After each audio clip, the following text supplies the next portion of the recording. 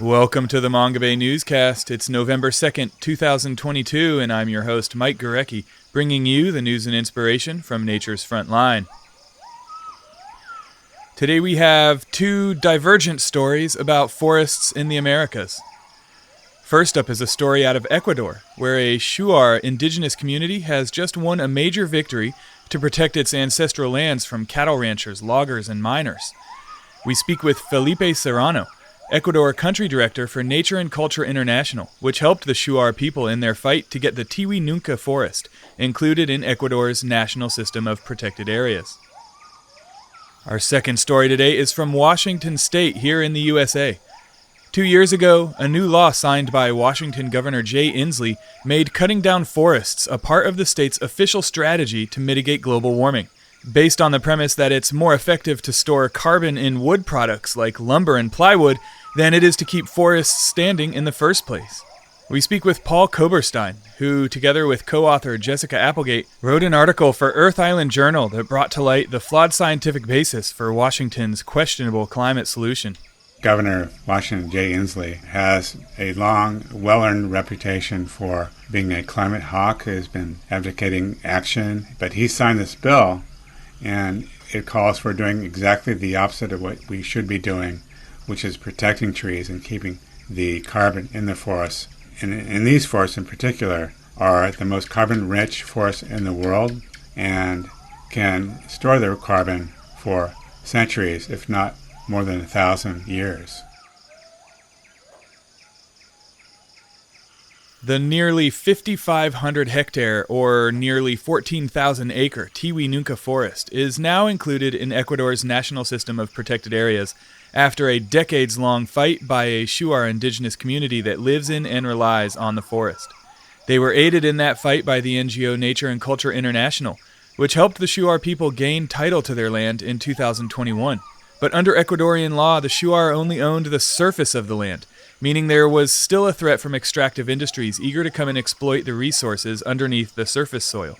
The announcement in July that Tiwi Nunca Forest would officially become part of Ecuador's national system of protected areas means that the Shuar are now fully in control of their land. Here's Nature and Culture International's Felipe Serrano with more of the background on the Shuar's successful fight to protect their land. The Shuar Indigenous people represents one of the most prominent ethnic group in the Amazonian region, with around 40,000 people living mainly in the Ecuadorian provinces of Pastaza, Morona Santiago, and Zamora Chinchipe in the southwest of the country. They are linguistically and ancestrally related to other similar groups, the Achuar, Chiviar, One Piece, and Nahuajim, the both last one in Peru, who have occupied contiguous territories and the same hydrographic basins that drain into the Amazon River in Peru. For example, the Morona, Santiago, and Marañón rivers. This large contiguous binational territory has been changing since the Spanish colonizations. Likewise, the Ecuadorian migration promoted by the state in last century from the Andean region has progressively reduced the contiguity of the ancestral territories. This territorial fragmentation is very noticeable in the province of Zamora Chinchipe, the province of Kiim community of Tiwi Nunca territory. El Kiim is the name of the Shuar community that has been fighting to protect their land, and Tiwi Nunca is, of course, their ancestral forest. The current Shuar territories recognized by the Ecuadorian state appear separated and isolated. So the history of Tiwi Nunca territory followed the same pattern of invasion and loss of indigenous territory similar to that of the rest of the Amazon.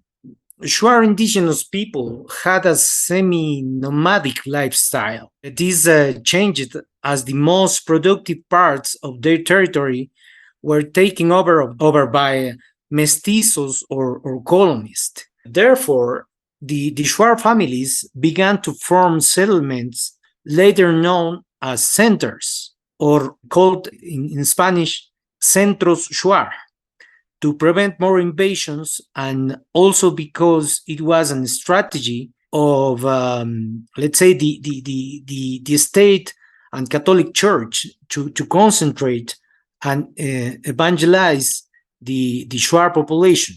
I must start by saying that Tiwi Nunca means Tiwi territory, in honor of the first Shuar who settled in this area. Around 1958, Tiwi settled together with his wife Shama and his clan at the confluence of the rivers Kiim and Yacuambi in Zamora Chinchipe province. The Kiim Shuar community was formed here, as well as its Tiwi Nunca territory. According to oral histories from community elders, the community was forced off its land when settlers arrived to evangelize and clear the area for agriculture. So some Shuar children from the community were taken to live at mission settlements downriver in the Yacuambe River. For decades, due to the relocation, it looked like the group's history and traditions would disappear. But later, after some of these displaced children had grown up, the Shuar started returning to their original territory. It was conformed El Kiim and Tiwi Nunca territory. But this time they had one thing clear. They need to obtain legal title to their ancestral lands. They did their best to protect the ancestral territories and forests under threat from settlers intent on clearing the land to cattle pastures. So in the 1990s and early 2000 year, the community tried to follow the formal path to establishing almost 17,000 acres protected reserve, but no one had the legal knowledge or government connections to see it through. Therefore, in 2005, Nature and Culture International, NCI, came to the area and helped the community to get the protected forest and vegetation area status. Is a kind of light protection figure. As NCI, we also learned the traditional way to manage the territory and the indigenous agroforestry practices led by women. Later, in May 2021, before a long and complex legal process, the Ministry of Environment and Water approved the Shuar's 14,000 acres land title. This means they were officially owners of the land. Although the community already had its land title, was still worried about extractive activities. For this reason, decided after a process of internal consultation that its Tiwi Nunca forests be included in the national system of protected areas of Ecuador. So this activity, this action, according to its leaders, with this, the Kiim community recovered self-determination over its territory and prevent the establishment of mining concessions. So this is a brief summary of the history of the Shuar Kiim community on this land. Excellent. Thank you for that. Can you tell us also about the forests themselves? What kinds of forests does the land actually contain? Yes, it's really interesting forest. For the case of Zamora Chinchipe and South Ecuador, dramatic topography characterizes the South Cordillera of Zamora Chinchipe and also Tiwi Nunca. This accentuated range of altitude between 1,000 and almost 4,000 contains abundant niches for different ecosystems. Most of the Tiwi Nunca ecosystems are kind of rare type of Amazon foothill forest. The forests in these regions have ecological characteristics of both the Andes and the Amazon, demonstrating high levels of biodiversity for which they are considered as sites of interest for biological conservation, ecological conservation, and also research. Tibi Nunca are also a key piece within a great forest corridor that connects the Sangay National Park to the Podocarpus National Park, which are let's say some of the most important protected areas in southern Ecuador. Connectivity corridors maintain the connection of protected areas to better ensure the long-term survival of species. Connectivity allows wildlife to move and migrate, boost biodiversity and resilience in degraded ecosystems, safeguards genetic flow between populations, and ensures species are better able to adapt to climate change. So in this way, Tibi Nunca forests permit also the connectivity between ecosystems along the altitudinal range. So foothill forests, cloud forests, and Páramo in the upper part are connected in Tibi Nunca protected area. What kind of wildlife specifically can be found there benefiting from this greater connectivity between the parks? We know that biodiversity is historically known by the Kiim community. The Shuar community have depended of the plants and animals of the Tibi Nunca forest. The presence of many native species of traditional use, as I said, is evident. The community uses more than, for example, 70 species of medicinal plants, and the traditional gardens cultivated by women called aja keep an important diversity of edible plants that easily exceeds 100 species in some of these gardens.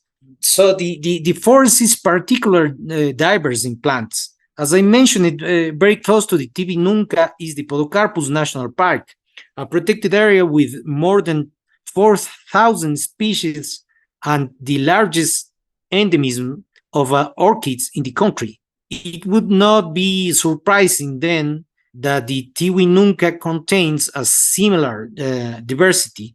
These forests are also the refuge of large mammals, such as the spectacled bear and the Andean tapir. I want to think that other species of mammals and birds were hunted by the community for family food. However, currently the Kiim community have agreed that the Tibi Nunca will be a reserve for fauna. So the community does not allow the hunting of threatened and vulnerable animals, including vulnerable birds. You've already discussed the history of the Shuar people on their land, but could you tell us a bit more about how they lost the rights to their land and what it took to get those rights back? Perhaps we could not say that the Kiim Shuar lost their rights. The Kiim community returned to the land of their ancestors and defended it from further invasions. The problem was that the state did not recognize their rights to particularly to the land. And without a land title, the Shuar community could not legally defend themselves against new invasions or the occupation of extractive projects by the state. The Kiim community was displaced by the invasions of settlers on their ancestral territories.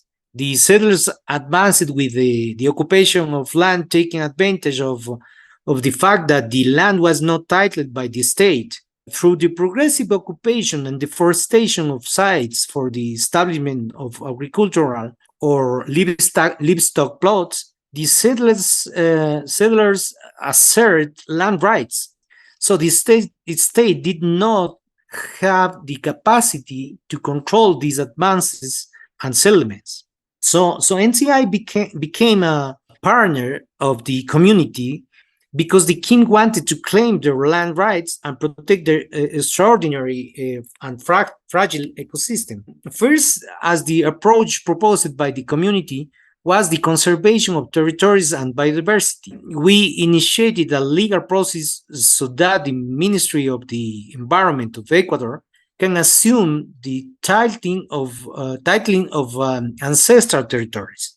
With the declaration of Tibi Nunca Protected Forests in 2008, the state already recognized the Shuar occupation of these territories. But this was not the definitive solution. For this reason, we processed the Tiwi Nunca land title in favor of Kiim community, achieving this goal in 2022. The ultimate purpose of the Kiim was the protection of the Tibi Nunca forest against invaders and mining activities. So the most appropriate figure to achieve this purpose was the declaration of a protected area with the strongest category of protection, that is a protected area within the national system of protected areas. According to the 2008 constitution in Ecuador, the category of community protected area was included in the national system, a figure that recognized the proper administration of these places by the communities themselves. So self-determination and management of their territories in accordance with their ancestral tradition is one of the main claims of indigenous people. So the figure of the community protected area coincided with this context. The challenge was important since Ecuador had not declared community protected areas management by indigenous communities until Tiwi Nunca. This area, as a result, is the first of its kind of Ecuador and one of the few in the entire Amazon as a communitary protected area. In 2022, the Tiwi Nunca community protected area was declared. So I think this is the first step, but the most important to begin the conservation activities.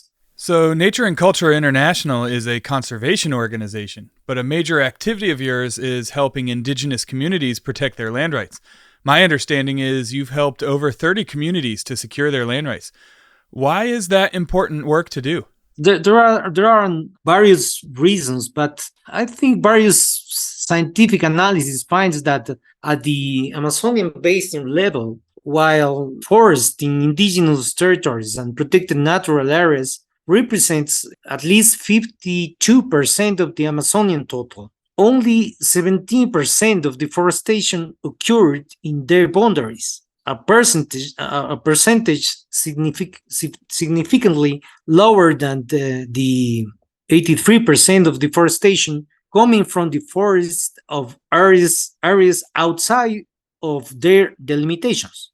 Additionally, an important trend observed at a basin level was the increase in rates of deforestation loss in indigenous territories without legal recognition. I want to say also that other research shows that even deforestation is lower within indigenous territories than within nationally protected areas. Then the historical value that indigenous peoples have had to protect biodiversity is evident. Therefore, policymakers and global level donor countries supporting Amazonian forest conservation efforts and Amazonian basin country domestic policy makers need to, let's say, to heed the science and recommendations to ensure that indigenous people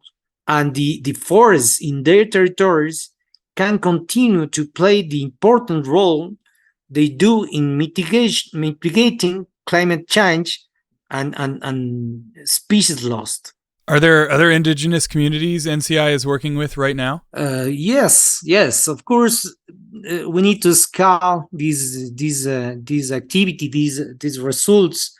The indigenous people expectations around the country is very high right now, and it is clear that in the current context of the climate crisis and the disproportionate loss of forests in the world's most important and fragile biomes, work with the indigenous people is urgent. They are the real protagonists, and we are seeing that the economic resource, for example, that go directly to them to protect the forests are very, very limited. We also need to convince the national and local states about the importance of these alliance with the indigenous people. In this sense, NCI is working on a program called the Amazonian Platform.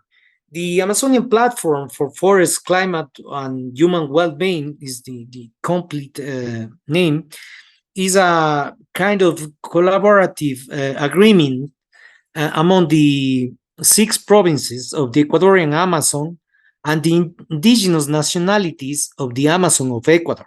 In the first phase of this pact, 3 provinces are committing to effectively manage and protect around 11 million acres of contiguous forests, let's say about twice the area of New Jersey, for example, making up the largest biological corridor of continuous forests in Ecuador and sequestering 2.3 billion tons of carbon. The collective effort between local governments and indigenous nationalities comes a critical moment as threats to the Ecuadorian Amazon from deforestation, mining, agricultural expansion increase daily. With technical assistance for Nature and Culture International and other organizations, this unification of conservation efforts intent will set an example for an effective means of protecting more of the Amazon rainforest. So on December 2021, Nature and Culture International and the governors of Morona Santiago, Pastaza, and Zamora Chinchipe, Ecuadorian provinces, signed an agreement that advanced the construction of the proposed Amazonian platform together with the indigenous communities. So the leadership of these 3 provinces decided to take a crucial step forward to combat climate change and advance the well-being of their population, based on both progress generated in the field of conservation and agreements made with local and indigenous people and nationalities. This kind is this union is a commitment to sustainably manage and protect the largest biological corridor of continuous forests in Ecuador in provincial conservation areas. It will generate opportunities for the implementation of a process of at national level, the national strategy of provincial and provincial strategy for climate change, RED Plus, and RIA, Red Indigenous Amazonian, including reducing deforestation, restoration of degraded areas, implementing sustainable livelihood projects, and management of existing conservation areas, among other initiatives. So 7 of the 14 indigenous nationalities of the Ecuadorian Amazon, these areas are currently protected within subnational conservation system as provincial conservation and sustainable use areas, let's say, and cover an area larger than all the protected areas within the national system of protected areas of the Ecuadorian Amazon. So in 2021, Pastaza became the first provincial government in the Amazon region to have an implementation plan to reduce deforestation, which was built together with 7 Amazonian nationalities of the province. In the same way, in 2018, with the help of NCI, Zamora Chinchipe government declared 1.1 million acre provincial protected areas, and it's in the process of building the implementation plan to reduce the deforestation at provincial level. Also, at the same way, the governor of Morona Santiago is promoting the declaration of 2.5 million acres of conservation and sustainable use areas. This sets the stage for these two provincial governments to follow in Pastasa's footsteps and implement the Red Plus program plans of their own. So this is I think, and for NCI, this is a great opportunity for conservation and for effective recognition of the collective rights of the indigenous people on the Amazon. After several years of joint work between local governments, indigenous organizations, and NGOs, there is a promising path, I think. So the Amazon Platform program tries to escalate the El Kiim and TV Nunca process in a more complex environment, of course, but necessary if we want to effectively face the current environment and social crisis. Now we turn to my conversation with Paul Koberstein, who is the editor of the Cascadia Times, an environmental journal based in Portland, Oregon. He tells us about the 2-year-old law in the state of Washington that makes logging an official part of the state's climate strategy. Koberstein co-wrote an article with Jessica Applegate called Deep Cut for the Earth Island Journal that looks at the faulty science behind Washington's climate strategy. The two authors have also written a book that will be published in February of 2023 called Canopy of Titans, The Life and Times of the Great North American Rainforest, which looks at the broader historical and ecological context of the temperate rainforests on the U.S.'s Pacific Northwest coast, which Koberstein and Applegate dub the Amazon of the North. Here's Koberstein with more on how Washington state came to adopt a law that would cut down portions of the Amazon of the North in the name of mitigating climate change. I think a lot of people really don't understand the role that trees and forests play in stabilizing the climate. And the timber industry, the wood products industry, was able to take advantage of this, I guess, general ignorance about climate and put forth this bill that was readily accepted by the Washington legislature. It passed both houses by a total of 139 to 3 and was signed by the governor of Washington, Jay Inslee, in early 2020. The governor has a long, well-earned reputation for being a climate hawk, has been advocating action. He wrote a book about climate several years ago. But he signed this bill, and it calls for doing exactly the opposite of what we should be doing, which is protecting trees and keeping the carbon in the forests. And these forests in particular are the most carbon-rich forests in the world and can store their carbon for centuries, if not more than 1,000 years. And this law, which flew in so under the radar that it doesn't even have a real name, it's just known as House Bill 2528, is premised on the idea that sequestering carbon in wood products is more effective than leaving it in standing forests. What does the science say about that? It's clear that the science says that that's wrong, but there are scientists who say that this is what we should do. A group of scientists from the University of Washington, I shouldn't call them scientists, they're professors in the wood products marketing department at the university, who are saying that putting the carbon into wood products is better. One study that the House Bill 2528 cites specifically was written by a professor who was formerly the marketing director or marketing consultant for the National Associations of Home Builders. So, in other words, we have the state of Washington relying on a marketing consultant to write climate policy, and that's pretty crazy. So in Washington, they have a very active timber industry lobbyist organization that has been trying to get ahead of the movement to protect forests for the climate. And they put this bill in the legislature in 2020 to declare that logging is a solution rather than a problem. And in hearings before the legislature, they heard only from these lobbyists from the industry, did not hear from, a number of climate scientists who would have told them this is wrong, that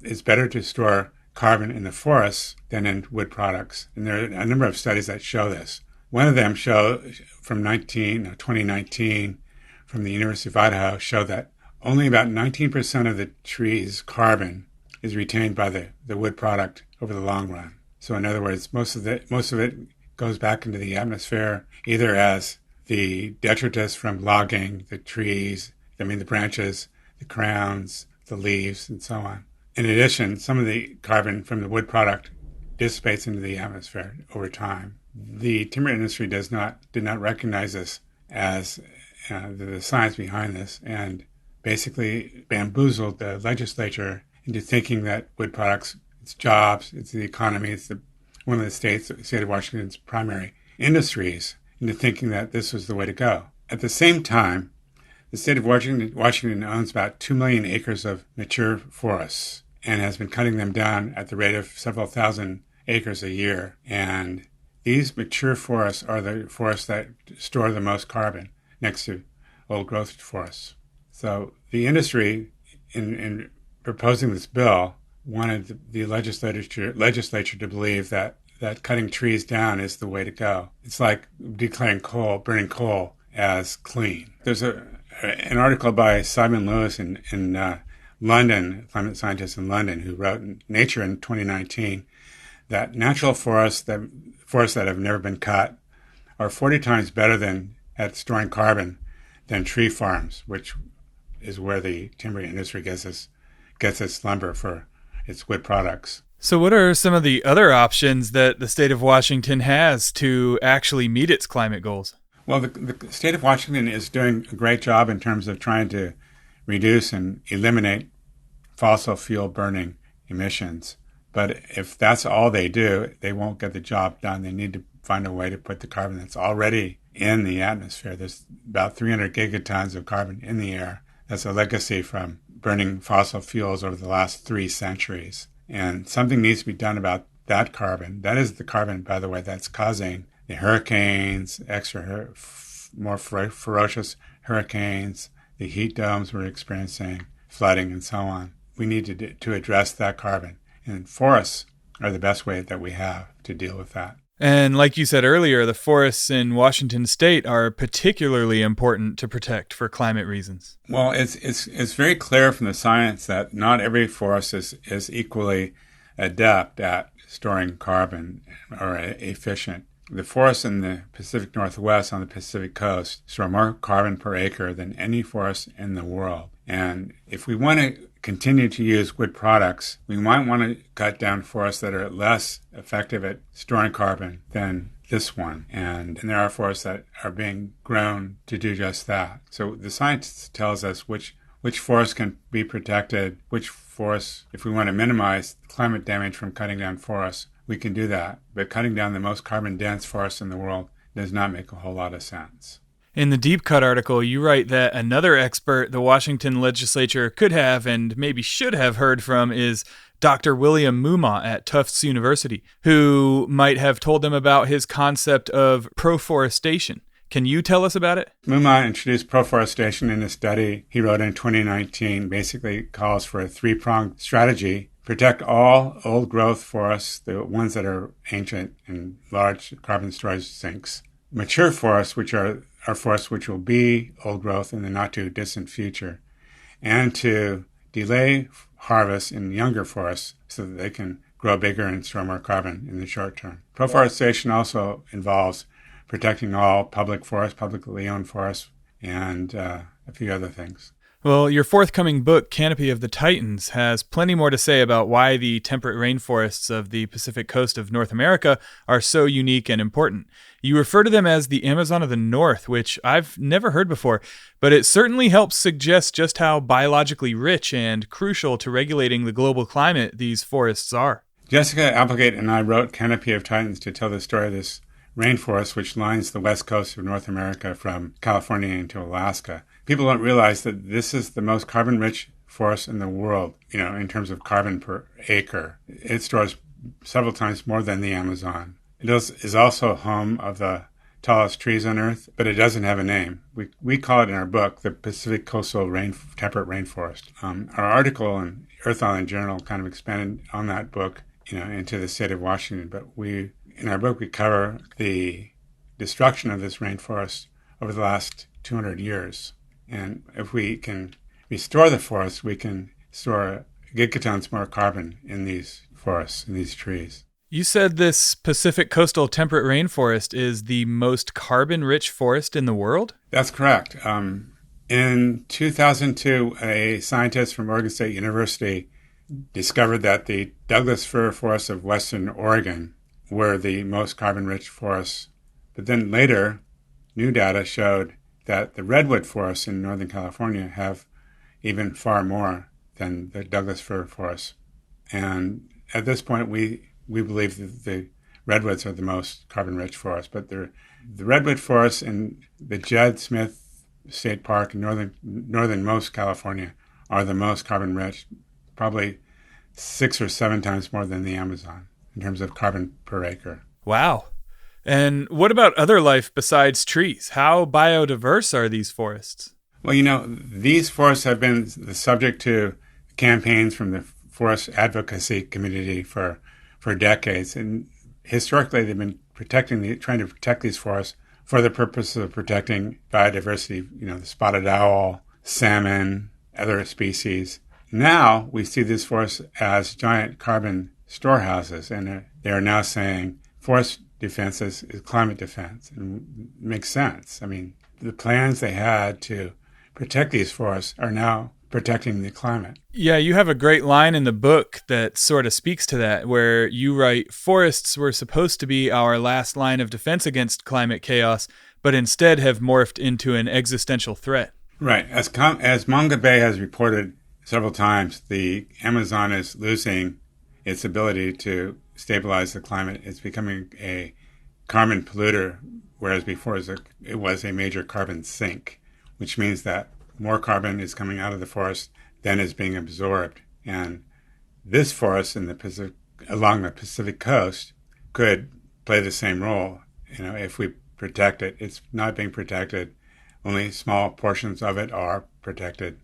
Reforestation would be a great solution to enhance the amount of carbon it stores. You and your co-author, Jessica Applegate, also write that you decided to write Canopy of Titans to see what can be done to get back to the old normal, or if it's even possible. So what did you find? Is it possible? I think it is. I really do think it is. I think that if we do all the things, if we transform our economy into a clean energy economy and protect forests, and there are a number of other things we need to do as well, in a category called natural climate solutions, we can get there. There's data that shows that if we do these things over 5 or 6 decades, we can do that.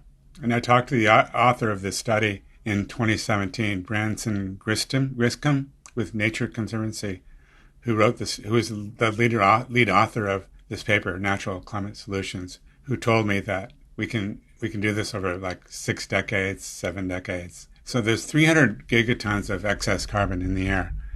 And if we remove that, we need to remove at least a good chunk of that carbon. Forests can do, according to his analysis, forests can do like 2/3 of that goal. So obviously something like Washington's House Bill 2528 is moving us in the precisely wrong direction when it comes to keeping forests standing to combat climate change.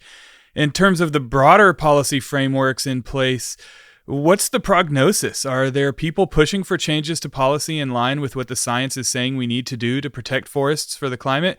And are you optimistic that we might be able to protect these Pacific Coast forests in the long run? Well, I think two things have to happen. I think, first of all, the state of Washington has to realize that having their climate policies driven by a industry that is in business to make money is not the way to go. They need to listen to the scientists. And then the second thing they need to do is stop logging all these mature trees they have. Next year, they're going to log 3,000 acres of trees, old trees that are the most dynamic in terms of the amount of carbon they store. Climate policies in the state of Washington really need to be completely overhauled in terms of their natural climate solutions. And what about more broadly than just Washington State's climate policies?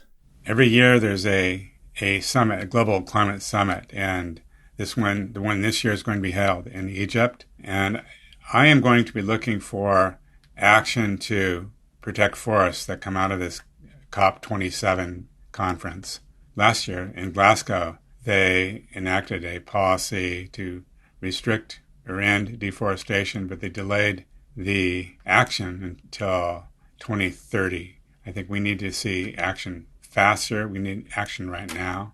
I don't think we can wait to end deforestation for another decade. I think action at the global level is important. We also need action at the national level. As Jessica and I write in our article, President Biden this year has called for, in fact, he signed an executive order calling for an inventory of these mature trees I've been talking about, and which is great, but we haven't seen any action to protect these trees yet. It would be a good idea to do more than just talk, do more than just plan. Well, before we wrap up, can you tell our listeners where they can find your book and any final thoughts you care to share? You can find more articles by Jessica and I on our website, www.times.org. We also have links to the book and the deep cut piece. We're working on a sequel to Canopy of Titans that will look more closely at the industry's role in trying to subvert and deny climate science. I think that is a great untold story. We know what Exxon has done to deflect and deny, but the story of how the timber industry is doing the same thing has really been ignored by most people. And again, it's important to protect trees. The industry does not want to protect trees. They want to cut them down and put the carbon in wood products, and this is not actually a solution. If you enjoy the Mongabay newscast, we ask that you please help spread the word by telling a friend. That's the best way to help expand our reach and keep the show growing. Another way to help is by becoming a monthly sponsor via our Patreon page at patreon.com/Mongabay. We are a nonprofit news outlet, so just $1 or more per month would really help with offsetting production costs and hosting fees. If you're a fan of our audio reports from Nature's Frontline, please head to patreon.com/Mongabay to learn more and support the Mongabay newscast. That's patreon.com/Mongabay. You and your friend can join the listeners who've downloaded the Mongabay newscast nearly 500,000 times by subscribing to this podcast wherever you get your podcasts from.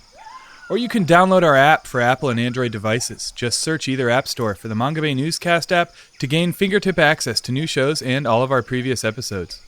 And of course, you can read all of our news and inspiration from Nature's Frontline at mongabay.com. Or if you prefer to keep up with us on social media, follow us at facebook.com/Mongabay or on Twitter and Instagram. Our handle is @Mongabay on both those platforms. Thanks as always for listening to the Mongabay Newscast. I'm your host, Mike Gurecki, signing off. Talk to you again in 2 weeks.